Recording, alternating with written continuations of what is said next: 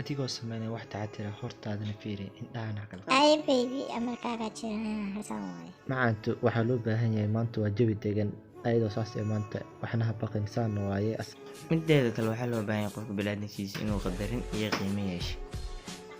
maanta waa maalin macaan, waa maalin qurux badan, waa maalin xiise iyo wanaag mudan. nolosheeda marmarka qaar waxay ku tusaa wax aadan weliga arkaynin, adiga oo ah qalbigayga qofka keliya aan u furay, misena aan aamin karin inuu ilaa hadda ku soo diro nolosheeda. misena isku day inaad u dhiibtay sida shimbirihii adiga oo jecel muujinaya. jecelka noloshiisa waxaa laga arkaa marmarka qaar inay tahay sida dayaxii, misena aad isku beddeshid qoraxdii. adduunku sidiisa waxaa la kulmaysaa jecel aan dheef iyo dhacaanba lahayn.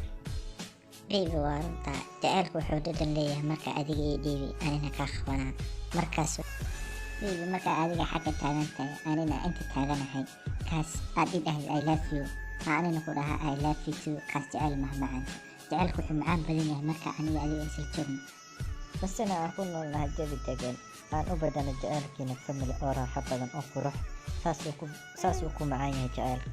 waxaan ballan kugu qaadaa in xilligaaga ka dhiman inaan labada arrimood hoostooda dhaafin, misena aan kuu ballan qaaday cimrigaaga iyo meesha aad ku nooshay iyo jawigaada iyo noloshaada iyo maarintada.